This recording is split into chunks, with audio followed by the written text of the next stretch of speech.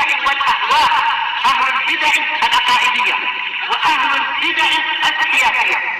نقول بيننا وبينكم السلف، بيننا وبينكم الكتب، كان فيقول البدع بيننا وبينكم. بسم الله الرحمن الرحيم. الحمد لله الذي أرسل رسوله بالهدى ودين الحق ليظهره على الدين كله وكفى بالله شهيدا. أشهد أن لا إله إلا الله وحده لا شريك له إقرارا به وتوحيدا، وأشهد أن محمدا عبده ورسوله صلى الله عليه وعلى آله وسلم تسليما مزيدا لا نبي بعده. Ikhwani fid din, a'azzani wa azzakumullah, barakallahu fikum. Sebelum kita melanjutkan bacaan terhadap syarah silsilah Rasail yang disyarah oleh Asy-Syaikh Shalih Al-Fauzan asbahullah,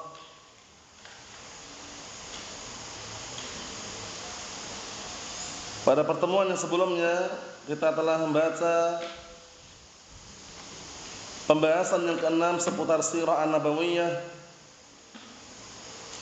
yang disampaikan oleh Asy-Syaikh Muhammad bin Abdul Wahhab rahmatullahi alaih. Kemudian Syekh Shalih Fauzan menjelaskan bahwasannya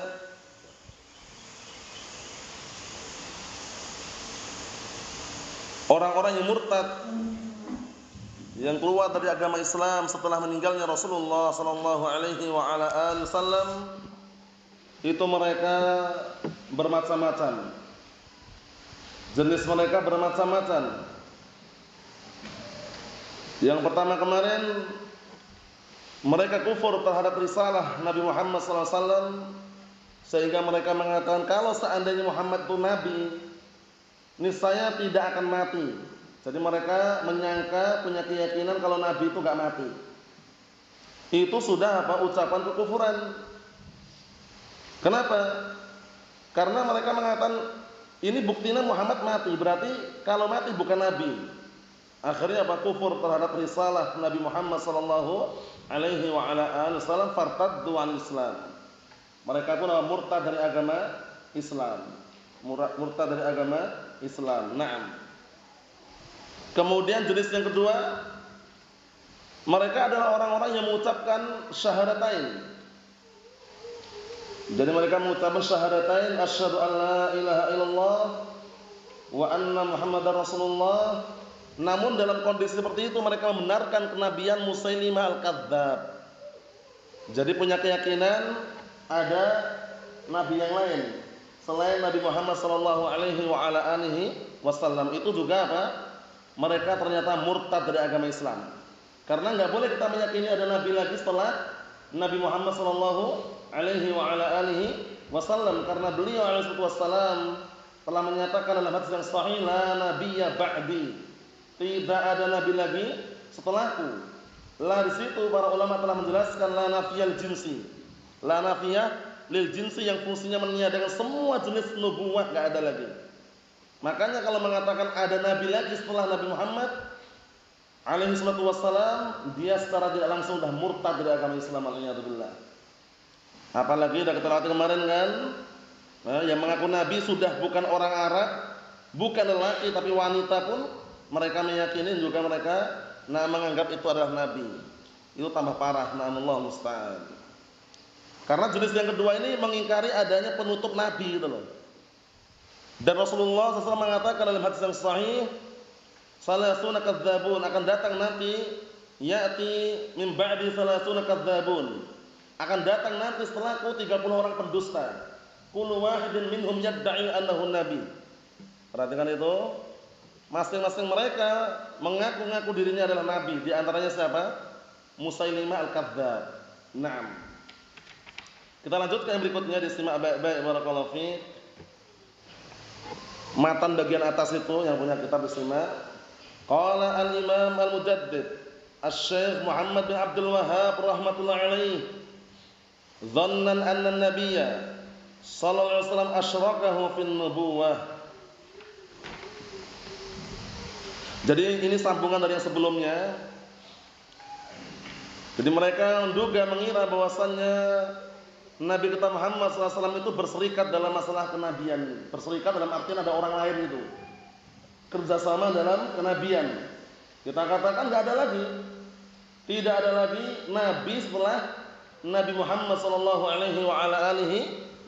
karena beliau penutup para Nabi. Maka Muhammadun aba ahadim rijalikum walakin Rasulullah wa khataman nabiyyin. Muhammad itu bukanlah bapak salah seorang di antara kalian, akan tetapi Muhammad itu adalah Rasulullah, utusan Allah Ta'ala dan penutup para nabi. Sehingga tidak ada nabi lagi setelah Rasulullah SAW. Itu dugaan mereka, sangkaan mereka. Mereka menyangka bahwasanya Nabi kita Muhammad SAW itu berserikat dalam masalah nubuwah ini. Kita baca dikit lagi sebelahnya itu. Li'anna Musailimata aqama syuhudaz zur syahidu lahu bidzalik. Lihat ini. Dikarenakan Musailimah al-Kadzdzab berani berdiri tegak dengan persaksian yang palsu. Nah, mereka bersaksi untuknya dengan hal tersebut. Jadi Musailimah al-Kadzdzab berani mengatakan aku nabi, aku rasul. Nah, persaksian itu ternyata diikuti oleh manusia yang membenarkan persaksian palsu tadi itu. Nah, fasaddaqahum katsirun minan nas. Akhirnya kebanyakan manusia membenarkan persaksian palsu yang diungkapkan oleh siapa tadi? Musailimah al-Kadzdzab. Kita lihat syarahnya bagian bawah itu. Nam qala asy-syarihu asbahullah, Syekh Shalih Fauzan bagian bawah itu. Li'anna Musailimah al-Kadzdzab yaqul, dikarenakan Musailimah al-Kadzdzab mengatakan innar rasula asyrakani fin nubuwah, lihat ini. Wa saddaquhu fi hadhil kalimah. Nah, bahwasanya Musailimah al-Kadzdzab mengatakan sesungguhnya Rasul, perhatikan ya, sesungguhnya Rasul itu telah berserikat kepadaku dalam hal kenabian ini. Jadi Rasulullah SAW itu berserikat dengan Musailimah al-Kadzdzab, bagi-bagi itu ya, sebagiannya untukku, sebagian untukmu.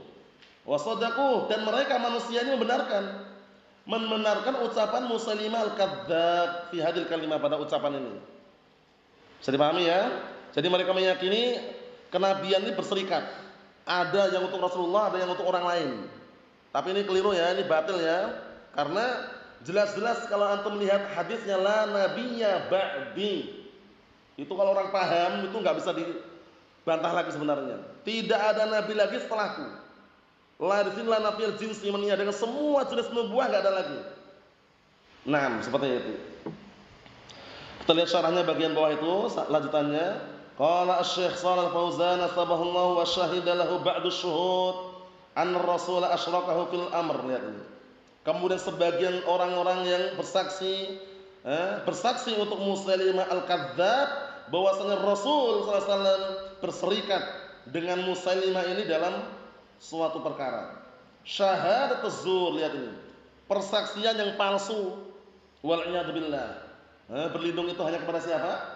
Kepada Allah Subhanahu wa taala. Nah, persaksian palsu, padahal persaksian palsu itu dosa besar yang paling besar kan?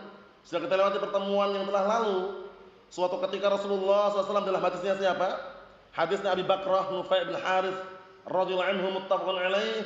Rasulullah SAW mengatakan, "Ala ukhbirukum bi akbaril kaba'ir?" Qalu, "Bala ya Rasulullah." Qala, "Al-isyraku billah wa 'uququl walidain, ala wa qauluz zur, ala wa syahadatuz zur." Maukah kalian aku tunjukkan dosa besar yang paling besar? Kemudian segera para sahabat mengatakan, "Tentu ya Rasulullah." Akhirnya Rasulullah SAW mengatakan, pertama berbuat syirik kepada Allah, kedua durhaka kepada kedua orang tua, yang ketiga ala wa qauluz zur wa syahadatuz zur. Yang ketiga adalah perkataan yang dusta dan sumpah, pernyataan yang dusta dan juga persaksian yang palsu. Naam, lihat ini. Jadi Musailimah al-Kadzdzab mengatakan kami adalah Rasul, kami adalah utusan Allah. Orang-orang membenarkan dan juga berani bersumpah dan sumpah palsu, berani bersaksi dan saksi yang palsu. Kita lihat, wa kadzabu sarihal Quran bi khatmin nubuwah bi Muhammad. Mereka mendustakan kandungan Al-Quran dalil Al-Qur'an maksudnya, dengan apa? Dengan penutupan para nabi, yaitu dengan Nabi Muhammad sallallahu alaihi wa ala alihi wasallam. Wa qaulahu, dan mereka mendustakan ucapan Rasulullah SAW, ana khatamun nabiyyin la nabiyya ba'di. Diperhatikan ini ya, lafaz ini penting sekali ini. Perkataan Rasulullah SAW, beliau mengatakan, aku adalah penutup para nabi, tidak ada nabi lagi setelahku. Kalau orang belajar ilmu nahwu yang benar, tahu lafzul apa? La nafiyah lil jinsi namanya. Bacanya bukan la nabiyun ya, la nabiyya. Kalau antum baca la nabiyun, artinya rusak nanti, digunakan orang-orang yang mengatakan ada nabi lagi setelah Rasulullah SAW. Karena ada riwayat yang tambahannya itu tambahan yang batilah syadzah dhaifah. Tambahannya itu apa? Nam illa ayyasha Allah katanya. Tidak ada nabi lagi setelahku illa ayyasha Allah. Kecuali jika Allah telah menghendaki. Nah, tambahan inilah yang dipakai oleh mereka. Akhirnya bacanya la nabiyyun ba'di. La itu adalah nabi setelahku katanya. Berarti nabi namanya la. Nabinya namanya la. Allahul musta'an. Itu adalah ucapan yang tidak benar. Kita naik lagi bagian atas itu. Kita sambung lagi.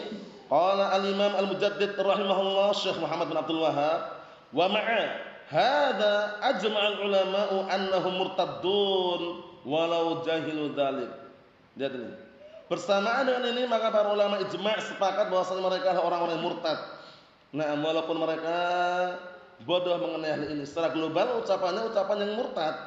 Paham ya? Adapun untuk memvonis per individu apakah dia adalah kafir ataukah tidak, para ulama telah meletakkan mawani' wa syurut. Itu ingat-ingat ya, mawani' wa syurut, ada penghalang-penghalang, ada syarat-syaratnya. Mungkin karena dia lupa mengucapkannya, atau mungkin karena dipaksa, atau mungkin karena dia bodoh benar-benar enggak tahu ilmunya, atau karena dia keliru. Nah, ini fungsinya kenapa ada mawani' wa syurut? Agar enggak bermudah-mudahan untuk mengkafirkan kaum muslimin. Paham ya? Karena di luar sana pemikiran takfiriyun banyak sekali. Mereka masuk dalam pintu-pintu seperti ini. Di antaranya mereka gembor-gemborkan tidak ada udzur lagi, tidak ada udzur bil jahl sama sekali katanya. Allah musta'an. Sehingga pelosok-pelosok yang tinggal di pelosok di pedalaman yang enggak sampai Al-Qur'an mereka, tidak sampai dakwah mereka itu enggak ada udzur. Untuk zaman sekarang enggak ada udzur katanya. Nah, ternyata apa? Syekh Abdul Hamid Al-Hajuri wafaqahullah, beliau sampai menulis karya, artikel itu. Bahwasanya khilaf seputar al-udzur bil jahl ini khilaf yang dianggap. Paham ya? Memang para ulama selang pendapat. Tapi yang namanya orang di pedalaman, di pelosok pasti ada aja. Paham ya? Yang tidak sampai dakwah kepada mereka. Sehingga yang namanya al-udzur bil jahl tetap ada. Yang tidak dianggap itu sudah bodoh, dijelaskan tegak hujah, dia ngeyel, nolak, bantah, bangkang, itu lah enggak dikasih udzur lagi sudah. Paham ya? Tapi kalau orang yang enggak tahu sama sekali, enggak paham sama sekali, tauhid pun enggak paham, kemudian salat lima waktu pun enggak paham sama sekali. Orang enggak paham sama sekali kan mungkin aja kan. Orang yang tinggal di pedalaman, di pelosok, apa kita kafirkan langsung? Ini berbahaya sekali para kafir. Akhirnya apa? Ada saudara kita hadahullah, dia enggak menganggap warganya itu muslim lagi sudah. Warganya itu sudah enggak dianggap muslim lagi, kafir sudah. Dia terkucilkan sendiri gitu kalau lihat warga-warganya udah. Karena apa? Karena terpapar pemikiran takfir itu berbahaya sekali. Allahul musta'an. Naam, ingat-ingat ya, di sana ada mawani' sama syurut. Ada penghalang-penghalang, ada syarat-syaratnya kapan seseorang divonis kafir. Ada syarat-syaratnya, ada mawani'nya. Nah, itu tentunya dibahas dalam kitab tersendiri.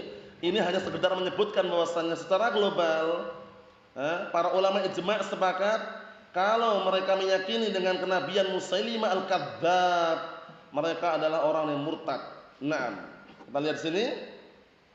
Qala Syekh Shalih Fauzan asbahullah alladzi yaqul innahu yub'ats ba'da ar-rasul nabiyyun yakunu kafiran bil ijma'. Berarti dia punya ilmu, tahu ini. Yang mengatakan bahwasanya akan dibangkitkan, diutus lagi setelah Rasulullah SAW seorang nabi, maka dia kafir secara ijma'. Aku meyakini bahwasanya ada nabi lagi setelah Rasulullah SAW. Nah, itu keyakinan kekufuran itu. Yang mengatakan seperti itu, paham ya? Dengan ilmu yang dia miliki, dia malah meyakini keyakinan demikian, barakallahu fiik. Itu dia divonis kafir.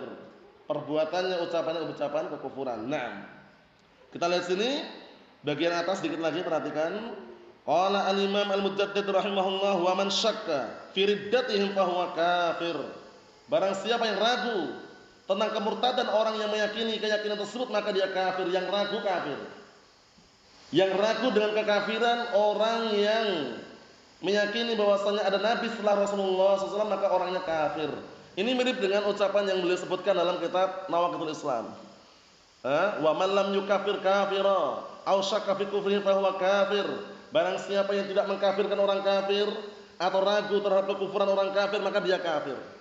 Abu Thalib kafir enggak? Ana ragu. Abu Thalib itu kafir atau enggak? Nah, ini hati-hati. Paham ya? Atau dia enggak berani mengkafirkan. Abu Thalib kafir enggak? Wah, enggak berani kalau ini. Vonis enggak berani katanya. Kalau udah jelas-jelas divonis oleh Al-Qur'an Sunnah, langsung saja enggak usah ragu udah. Karena vonisnya dari Al-Qur'an dan As-Sunnah. Paham ya? Dari Al-Qur'an contohnya Abu Lahab. Dari As-Sunnah Abu Thalib misalkan. Paham ya? Kalau udah divonis dari Al-Qur'an atau dari As-Sunnah, enggak perlu ragu lagi. Kalau antum atau kita ragu berbahaya. Paham ya? Karena hukum globalnya apa? Barang siapa yang tidak mengkafirkan orang kafir atau ragu terhadap kekufuran orang kafir bahwa kafir, maka dia sendiri kafir.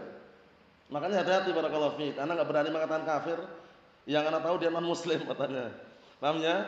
Berani ngomong kafir enggak berani non muslim. Kalau dalil menjelaskan kafir ya kafir, ngapain diubah non muslim? Dalam surat Al-Kafirun lihat Al-Kafirun. Lafadznya kafir atau bukan? Kafir kan? Nah, dalam surat Al-Kafirun, qul ya ayyuhal kafirun. Orang kafir. Jadi semua orang yang beragama selain agama Islam kafir atau non muslim? Kafir selesai. Walaupun secara makna mungkin dia non muslim karena bukan muslim. Tapi untuk penamaan kafir sudah ada dalam Al-Qur'an. Naam. Jangan sampai dibodoh-bodohin kemudian enggak berani mengatakan kafir lah. Kalau ngomong sama yang lain selain agama Islam jangan bilang kafir lah. Bilangnya non muslim aja misalkan. Kalau kita enggak menyalahkan masih mending, tapi kalau menyalahkan jangan mengatakan kafir, keliru dia. Paham ya? Nah, kalau dikatakan non muslim ya silakan mengucapkan seperti itu, tapi jangan menyalahkan orang yang bilang kafir. Karena dalilnya jelas. Naam. Kita lihat bawah itu barakallahu fi dikit lagi. Qala Syekh Shalal Fauzan asbahullah, bagian bawah itu syarahnya, li'annahu lam yukafir musyrikin, dikarenakan orang tersebut tidak mengkafirkan orang-orang musyrik. Orang-orang musyrik kafir atau tidak? Kafir enggak? Orang musyrik antum? Kafir enggak orang musyrik atau ragu? Kafir ya? Nah, jelas sekali kan dalam surah Al-Bayyinah, innal ladzina kafaru min ahlil kitab wal musyrikin. Sesungguhnya orang-orang kafir dari kalangan ahlul kitab dan orang-orang musyrikin. Fi nar jahannam khalidina fiha ulaika hum syarrul bariyah. Nah, kita lihat sini. Wa qala yumkin an yakunu shadiqin. Mungkin saja mereka adalah orang yang jujur. Wa majazima annahum 'alal batil, dan dia tidak berani memastikan bahwasanya mereka di atas kebatilan. Orang musyrik itu di atas kebatilan atau enggak? Wah, kami enggak berani mengatakan di atas kebatilan. Mungkin aja mereka orang yang jujur. Jangan memuji agama orang kafir, haram. Sejujur apapun, sehebat apapun kalau orang itu orang kafir, beragama selain agama Islam, itu nanti amalannya habaan mansura, bagian debu yang berterbangan, enggak ada nilainya. Nah, kita lihat, bal qala ana la adri, ana la ukafirun nas, lihat ini. Saking takutnya dia mengatakan, aku enggak tahu. Aku enggak mengkafirkan manusia. Memang Ahlus Sunnah enggak mengkafirkan manusia. Paham ya? Ahlus Sunnah enggak ada yang mengkafirkan manusia secara sembarangan, enggak ada. Tapi kalau sudah dikafirkan dengan dalil dari Al-Quran atau dari As-Sunnah, kita nggak boleh ragu-ragu lagi. Bisa dipahami ya? Nah, kalau dikafirkan dalam Al-Quran, nah, atau di dalam As-Sunnah, kita nggak boleh ragu lagi. Kalau ragu terjatuh dalam kekufuran. Itu maksudnya. Nah, orang-orang yang mereka, nah, barakallahu fi, ketakutan mengatakan ana la ukafirun nas, aku tidak mengkafirkan manusia. Nah, memang kita nggak mengkafirkan manusia secara sembarangan ya. Dilihat ada namanya syurut, ada yang namanya apa tadi? Mawani, ada syarat-syarat, ada penghalang-penghalang. Naam. Ikhwan fi din azza wa jazakumullah barakallahu fikum.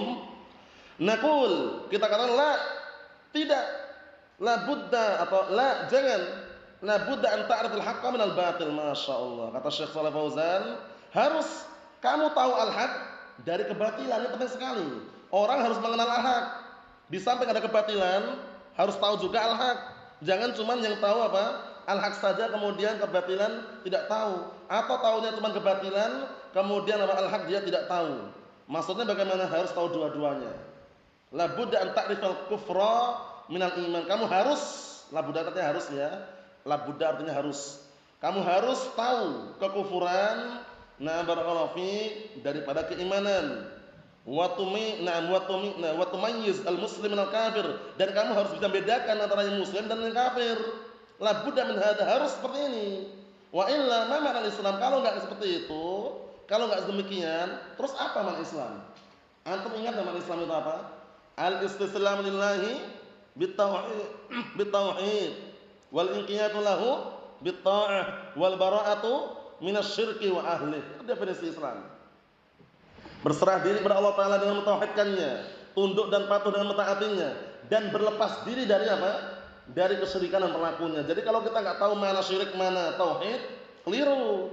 Kalau kita nggak tahu mana yang hak, mana yang batil, keliru. Tapi tahu dua-duanya, sehingga bisa memilah dan memilih. Nah, ini penting sekali ya.